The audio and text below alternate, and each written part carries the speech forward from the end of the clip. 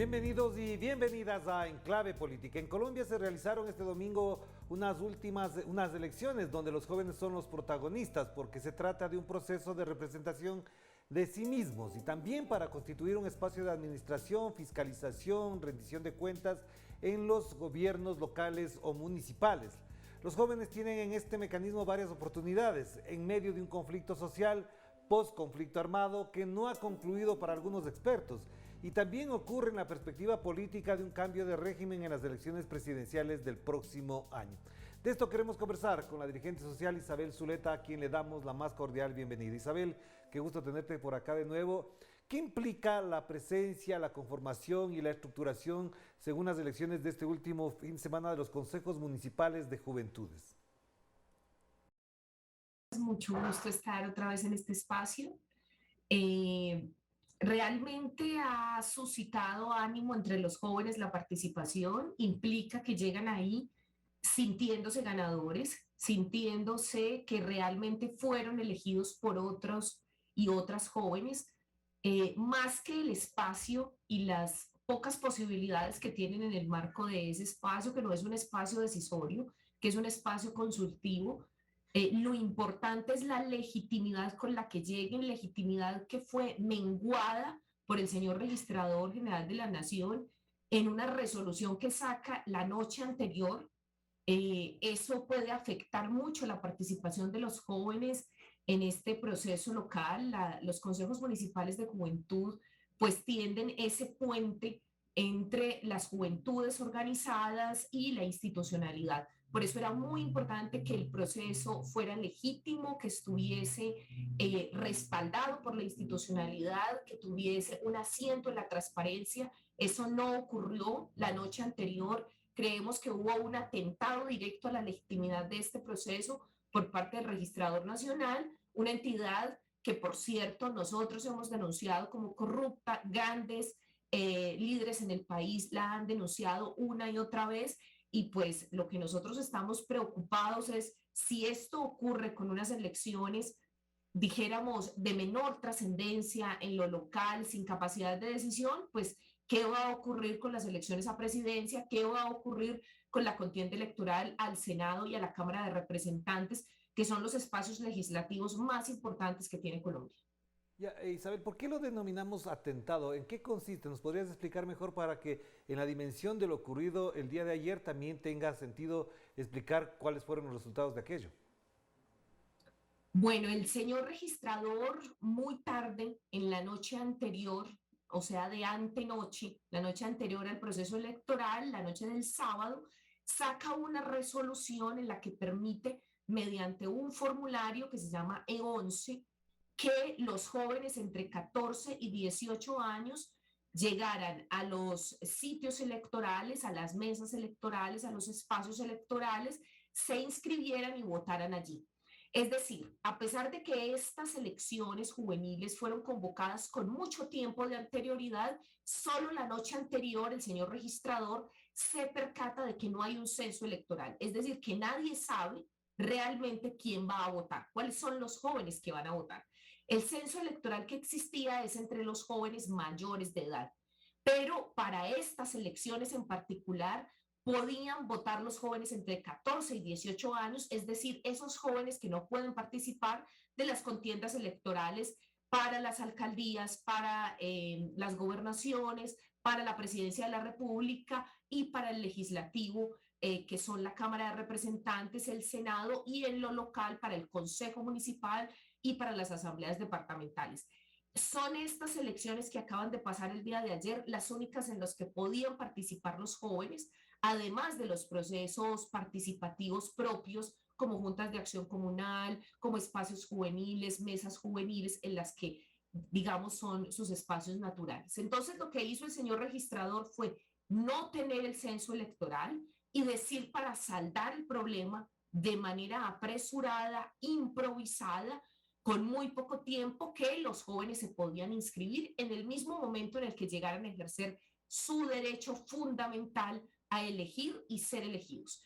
¿Y qué fue lo que ocurrió? Pues que muchos de ellos se les dio la posibilidad de votar en varias partes. Es decir, un mismo joven terminó votando en varias partes porque el sistema electoral colombiano no tiene proceso de identificación biométrica, no tiene ningún proceso que impida que una misma persona vote varias veces. Estos jóvenes entonces empezaron desde muy temprano a registrarse procesos, dificultades en el proceso electoral. En unos casos el formulario no llegó para que se inscribieran los jóvenes, es decir, no podían ejercer su derecho al voto, y en otros casos se presentaron duplicidad, algunas denuncias de duplicidad de un mismo joven que votó en varias veces. Eso lo vemos en el proceso ordinario también, porque vemos a una misma persona votando varias veces con distintas cédulas de personas que han fallecido, y ese es el proceso de corrupción que ha tenido Colombia, en el que no sentimos legitimidad entonces en quienes estamos eligiendo, y por eso mina la confianza en los jóvenes que con tanto esfuerzo salieron a buscar los votos, que con tanta energía salieron a esperar que los eligieran, y les quita legitimidad, les resta legitimidad a ese proceso que hizo la registraduría. Claro, Isabel, entiendo perfectamente. Y entonces, en esa dimensión, ¿cómo valoras el comportamiento político de la juventud? Tomando en cuenta que además, según las encuestas, más de un 34% de los jóvenes entre 18 y 28 años, entre 14 y 28 años, no le interesa la política, está insatisfecho con el país, es decir, un 60% de los jóvenes cree que no tiene futuro. Entonces, en esa perspectiva, ¿cómo se mide el comportamiento, el compromiso de la juventud colombiana en la democracia de ese país? Bueno, yo creo que la democracia no le ha dado el espacio que merece la juventud, que no son ellos los que tendrían que darnos a nosotros, los que tendrían que darle a la institucionalidad, sino que ha sido la institucionalidad la que le ha cerrado las puertas y les ha dejado a merced de una dinámica social, de una falta de cultura política que no les incluye.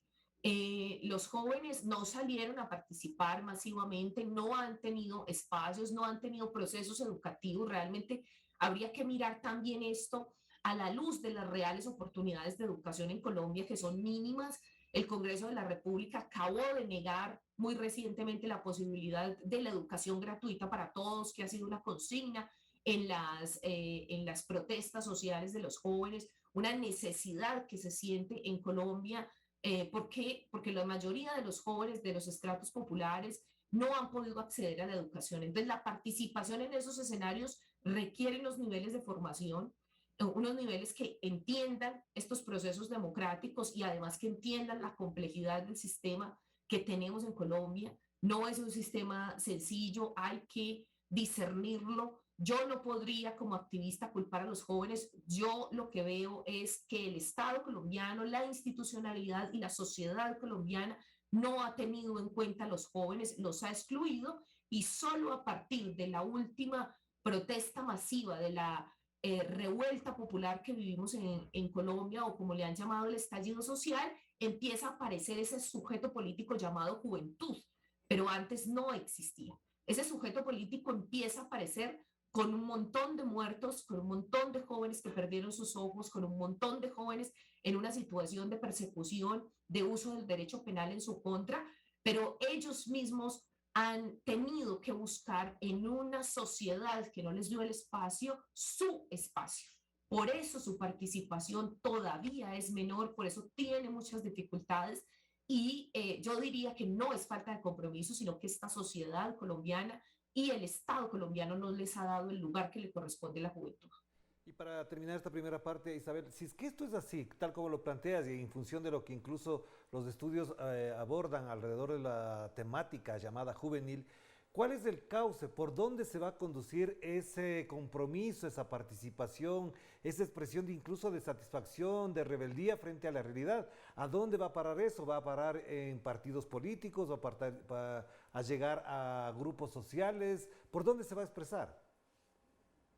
Bueno, algo muy interesante de lo que ocurrió el día de ayer es que en este tipo de elecciones, distinto a otras, participaban de diferentes maneras, no solo partidos políticos, era como una especie de mistura en la que se podían presentar a la contienda listas derivadas de organizaciones sociales, derivadas de partidos políticos y por recolección de firmas. es una mistura entre otro proceso que se viene para el país, por el que hemos luchado muchísimo, que les llamamos las curules de la paz o las curules de las víctimas, esas curules de las víctimas que nos las han querido arrebatar, que en las que se puede presentar por organizaciones sociales, es decir, que no requiere un partido político para presentarse dentro de una lista y la posibilidad de ser elegido. Y eso fue ayer una mistura, una combinación entre posibilidad de que se presentaran por organizaciones, por firmas y también por partidos políticos. En la mayoría de los municipios que estuvimos revisando se presentaban todas las posibilidades.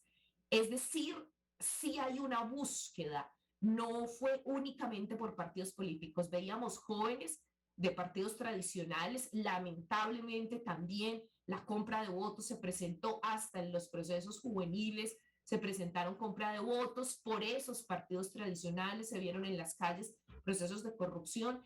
Dijéramos, no están exentos de lo que se vive en la dinámica electoral de los otros procesos, no están exentos de ellos, pero sí hubo en la mayoría de los municipios una determinación de organizaciones sociales juveniles y de muchos tipos abiertas y por lista que estuvieron en los primeros lugares. Es decir, no están ellos sintiéndose representados por los partidos políticos. Hay una crisis de representatividad de los partidos políticos en Colombia. Eso fue notorio el día de ayer, ha sido notorio en procesos electorales anteriores y como dirigente social puedo decir, no me he sentido representada por los partidos políticos. Y el encauzamiento que tiene eso es precisamente que hoy los jóvenes se están organizando, están creando sus propias organizaciones sociales, sus organizaciones juveniles en el municipio de Medellín, en la ciudad de Medellín, donde la protesta fue también muy fuerte. Hay bibliotecas populares, hay una biblioteca muy simbólica que queda ahí cerca al Parque de la Resistencia, como ellos mismos lo denominaron, donde se presentaron las principales agresiones. Y esa biblioteca fue ocupada, es una biblioteca patrimonio cultural inmaterial, fue ocupada por los jóvenes. No era biblioteca antes, era un sitio cultural, una casa abandonada prácticamente por la institucionalidad. Ellos la han revitalizado, tienen un proceso cultural muy bello, están llevando libros, pidiendo donaciones, se están organizando, quieren aprender, están pidiendo que vamos y les demos capacitaciones, vamos y demos talleres, que conversemos. No es un proceso fácil, es un proceso en el que hay jóvenes que no han terminado la primaria, secundaria, que hay jóvenes de las barriadas, pero quieren hacerlo. Hay una intencionalidad, hay poco acompañamiento, pero realmente la sociedad civil estamos ahí dispuestos a seguir apoyando y ese encauzamiento es su propia organización social. Y lo significativo de ese espacio, la resignificación de ese espacio es que allí violaron a varias personas en el marco del estallido social por parte de la policía y por parte del SMAT. Es decir, no nos estamos quedando en el dolor. Esas chicas y esos chicos que fueron violados están allí, están siendo acogidos por el mismo proceso juvenil. Con familias muy disfuncionales no podemos esperar que esas familias acojan a los chicos. Ellos lo han entendido así, saben que sus familias no les pueden recoger y por eso entre ellos mismos se están organizando para resignificar esos espacios y resignificar el dolor de lo que le ha hecho un Estado terrorista como el que tenemos en Colombia. Hagamos una pausa, Isabel, para volver enseguida también para abordar en el contexto de lo que ocurre esto, porque efectivamente estamos terminando el 2021, hay una evaluación, pero también hay una esperanza sobre lo que pueda pasar en el 2022. Hagamos la pausa y enseguida volvemos con Isabel Zuleta para hablar de lo ocurrido en Colombia este fin de semana, pero también de lo que vendrá el próximo año 2022. Vamos a la pausa.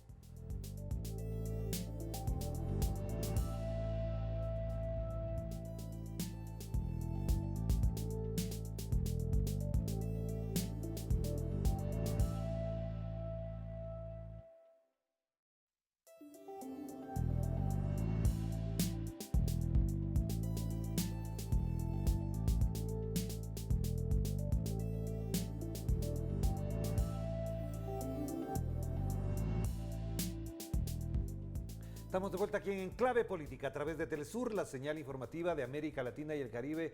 Y nos conectamos de nuevo con Colombia, con Isabel Zuleta, gran dirigente social, defensora de la vida, defensora de la naturaleza también y de las mujeres, por supuesto en eso.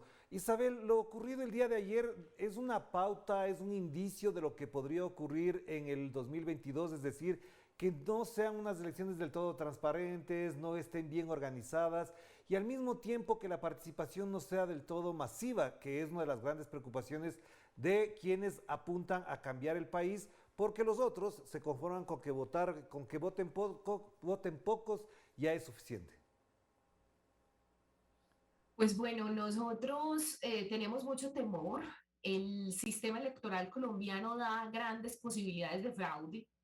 No es un sistema que nos dé muchas garantías realmente en los procesos electorales, pero además lo que más nos preocupa, podría hablar muy largo de las fallas del sistema electoral, de los problemas que tenemos en el sistema electoral, pero a nosotros realmente como defensores de derechos humanos y como activistas nos preocupa, y también como participantes de la contienda electoral, por supuesto, nos preocupa que la ilegitimidad, que las dudas que genera, que las posibilidades de fraude siempre generan violencia. Eso es un foco de violencia. Entonces, a veces se piensa el proceso electoral como simplemente ese mecanismo para acceder al poder, al ejecutivo, al legislativo, pero no se piensa en la lectura social de lo que significa la ilegitimidad de esos procesos. En Colombia eso genera muchísima violencia porque lo que sucede es que los grupos sociales que se sienten robados en las elecciones, pues salen a disputársela en las calles. Y eso lo vemos en las contiendas electorales locales, se ve mucho de procesos de gente que sale en medio de conocer los resultados electorales a decirle a la casa del ganador con palos, a decirle que se robó las elecciones, que le pagó a la registraduría, que le pagó a los funcionarios, que siente que definitivamente esto es un robo, es un atraco y eso genera muchísimos problemas de violencia, pero también a esa persona que llega, que llega a esos espacios, le queda muy difícil gobernar. Le queda muy difícil porque no tiene el cimiento de la legitimidad y de la transparencia del proceso. Es decir, eso afecta profundamente la democracia. Y es un proceso que nosotros tendríamos que corregir. Hemos pedido en muchas oportunidades que haya testigos electorales internacionales, observadores como un mecanismo, dijéramos, de transparencia, convocar abiertamente a la sociedad latinoamericana, europea y del mundo para que nos acompañen en ese proceso que ya de entrada, lo decíamos ayer en el desayuno, se ve lo que va a ser el almuerzo.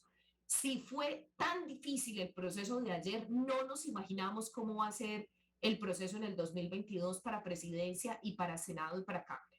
Realmente creemos que la registraduría tiene la obligación de garantizarnos transparencia, de garantizarnos que las personas no van a seguir votando una, dos y tres veces, que los muertos no van a votar en Colombia, que tiene que haber un sistema de identificación claro, que cada mesa electoral tiene que tener por obligación un reconteo. Eso ha sido una lucha porque todo el proceso en Colombia se hace de manera manual y cuando hay procesos de manera manual, la posibilidad del error es muy amplia.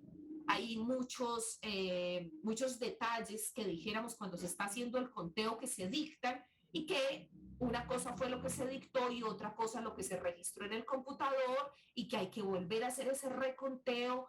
Ese reconteo se puede hacer ahí mismo, es decir, que cada mesa tenga un reconteo y le dé mayor garantía a los que participamos de la contienda electoral, pero también a los electores. Y eso es muy importante. Hoy nosotros estamos preocupados porque el gobierno nacional no está dando esas garantías. La registraduría hoy tiene serios problemas para darnos absoluta claridad de las mesas. En la ruralidad, por ejemplo, tenemos una gran dificultad. El nivel de abstencionismo en la ruralidad es altísimo y eso es porque las mesas electorales están concentradas en los cascos urbanos, en muy pocas veredas de los sitios más alejados y transportarse es muy difícil.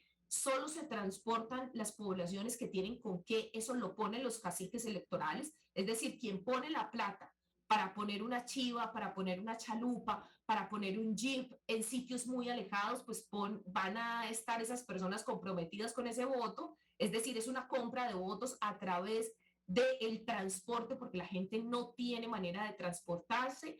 Hemos pedido que las mesas electorales vayan hasta el último lugar del país, hasta la vereda más pequeña, hasta el poblado más pequeño, que no sea la gente la que se tiene que trasladar, porque entonces eso va a hacer que solo los que tengan plata para poner el transporte es carísimo, no tenemos vías, es muy costoso para una persona, hacíamos los cálculos en una vereda del departamento de Antioquia, muy importante en el municipio del Bagre, que ha sufrido mucho, y le cuesta a una persona para salir al puesto electoral y volver a su casa 300.000 pesos.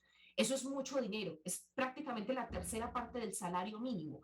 Una persona empobrecida no va a gastar ese dinero para salir a votar, Una cosa así tenga importante a toda la propósito de intencionalidad. esto, Isabel, no quiero dejar de tocar un elemento que es clave para entender incluso lo que está pasando en la democracia colombiana y tiene que ver con el nivel de inclusión de sectores juveniles, mujeres, indígenas, afros, ambientalistas. Te digo esto por una consideración. A propósito de las elecciones presidenciales y de la senaduría y de los diputados, ya se nota que en los partidos tradicionales y en las organizaciones en general no se ve ese nivel de inclusión. Vi hace poco una organización de centro y la fotografía eran hombres mayores, blancos, una o dos mujeres a lo mucho ahí, pero parecería que se mantiene esa lógica de no incluir a la verdadera representación, a la verdadera composición social, cultural, regional de Colombia.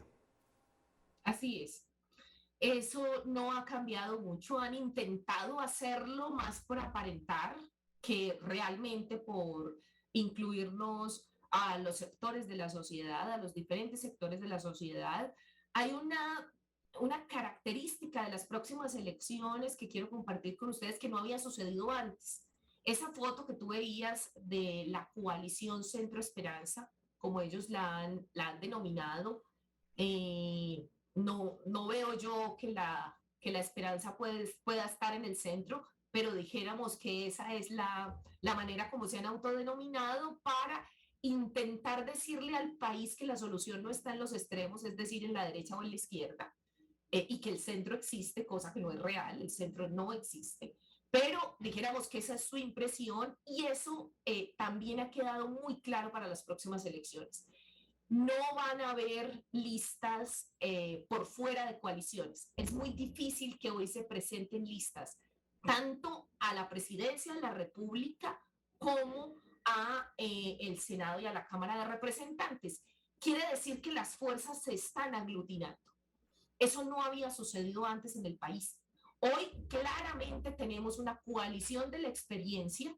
Esa coalición de la experiencia la derecha colombiana.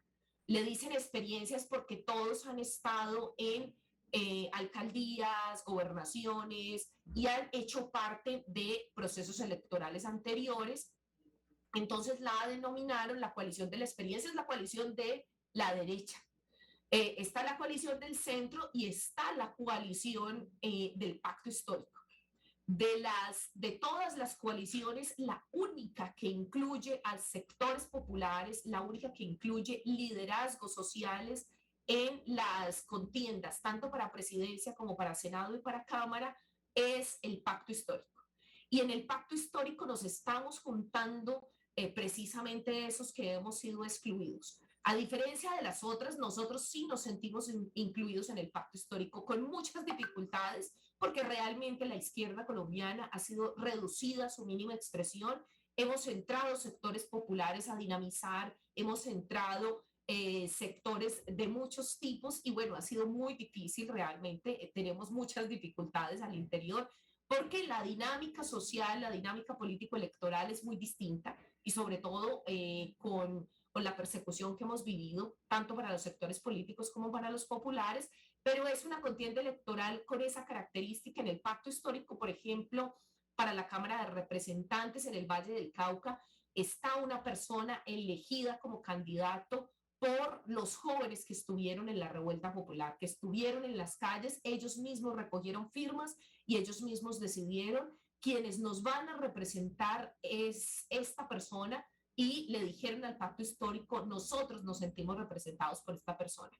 Y también ha sucedido en otras partes del país, el caso en Antioquia, también a la Cámara de Representantes, una joven que salió en medio de la protesta social, una directora de orquestas muy joven, que también ha recibido, digamos, una crítica muy grande, que porque qué va a hacer una directora de orquesta en un proceso del legislativo. Pues llevar cultura, llenarnos de alegría y llenarnos de la pasión de lo que es la música que se ha entendido como de una élite, pero que tiene que llegar a los sectores populares. Y con gran alegría se recoge también a la prensa alternativa, se recoge también a los procesos de calle y en mi caso particular, pues a los procesos ambientalistas, a las organizaciones sociales más antiguas, que tenemos mayor trayectoria.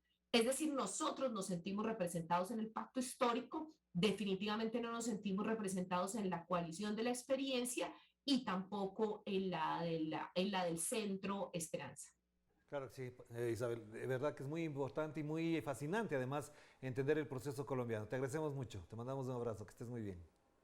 No, a ustedes muchas gracias por estar ahí, un abrazo muy grande siempre a toda la población de Venezuela, que para nosotros son unos hermanos. Gracias por acompañarnos también.